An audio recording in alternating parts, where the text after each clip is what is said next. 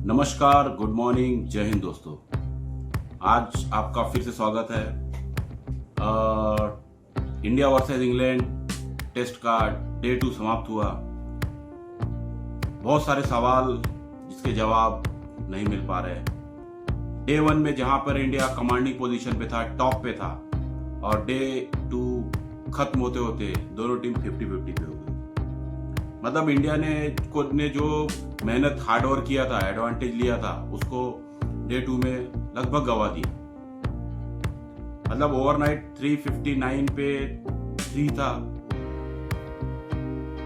और उसको आगे बढ़ा के 430 जाने के बाद में 431 लगभग और 430 और 471 में ऑल आउट हो जाना।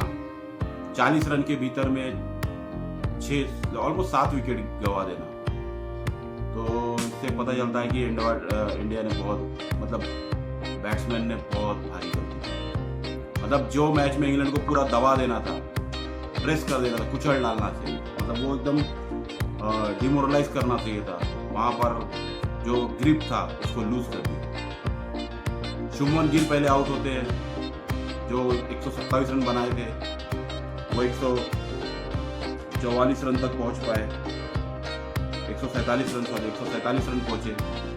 और वो बशीर जो था गेंदबाज, शोएब बशीर, उसकी बॉल पे शॉट मारने के इसमें आउट।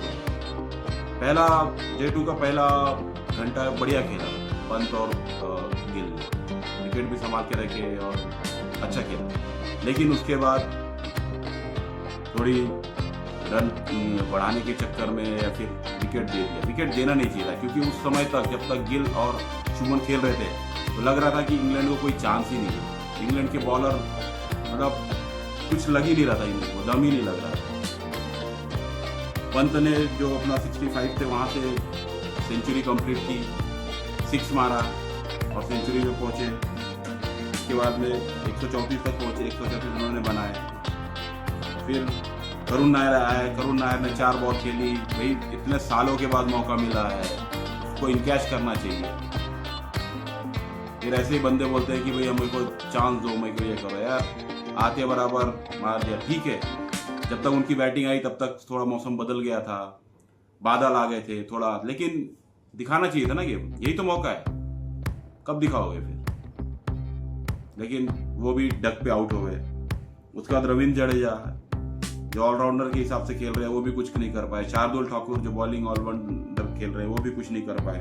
और फिर भाई हमारी टेल है, तो टेल से क्या ही उम्मीद करोगे। तो 430 471 पे ऑल आउट हो जाती है टीम। जहां लग रहा था एक समय कि 600 तो कम से कम बनेंगे, और वो एडवांटेज इंडिया ने खो दिया, मौका दे दिया इंग्लैंड को। उसके बाद फिर हमारी कैचिंग।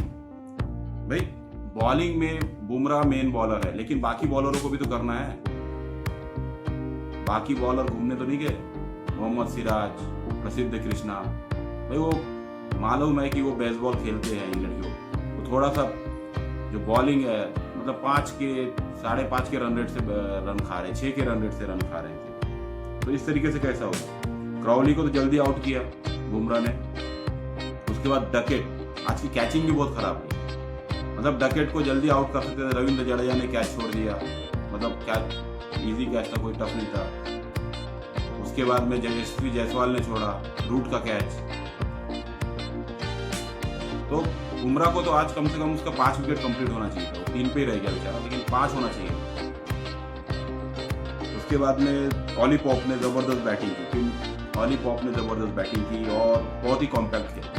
मतलब चांस नहीं दे रहे, रन भी बना रहे थे। ऑलमोस्ट 76 के स्ट्राइक रेट से रन बनाए। 130 बॉल पे 100 सेंचुरी कंप्लीट की, 100 नॉट आउट है वो। और जो रूट को विकेट आखिर बुमराह ने ले लिया था। आखिरकार बुमराह ने ही विकेट लिया। वही बुमराह अकेला विकेट नहीं ले पाएगा। अगर ऐसा ही रहा तो ऑस्ट्रेलिया की सीरीज में भी यही इशू था। बुमराह अकेला पड़ रहा था, जसप्रीत बुमराह अकेला पड़ रहा है, इसीलिए इंडिया को प्रॉब्लम है। और सेम कंडीशन यहाँ पर है। वो एक एंड से पूरा प्रेशर बना रहा है, बैट्समैन का दूसरे एंड से रन लीक हो रहे हैं, विकेट्स ले नहीं रहे। तो वही अगर अकेले दम पे बुमराह के सीरीज मैच और सीरीज नहीं जीतना। नो डाउट ग्रेट बॉलर है, लेकिन उसको भी यार उसका भी फिटनेस का इशू होता है, उसको एक्स्ट्रा लोड आता है, तो ये देखना पड़ेगा शुभमन गिल को। बात की जाए तो हैरी ब्रूक आए थे, हैरी ब्रूक भी 0 पे थे और उनका भी आउट हो जाना चाहिए। मतलब last over of the day Bumrah bowling डाल रहे हैं, बुमराह ने 3 नो बॉल डाली, उसमें 1 नो बॉल में तो कैच आउट था यार ब्रूक। तो बुमराह जैसे गोट से ये तो उम्मीद नहीं थी कि नो बॉल होंगी, नो बॉल हुए, पहले ही प्रेशर में था हैरी ब्रूक, 2 नहीं 3 नो बॉल हुए, उसमें 1 आउट था, कैच आउट था और बहुत लकीली सरवाइव कर गए।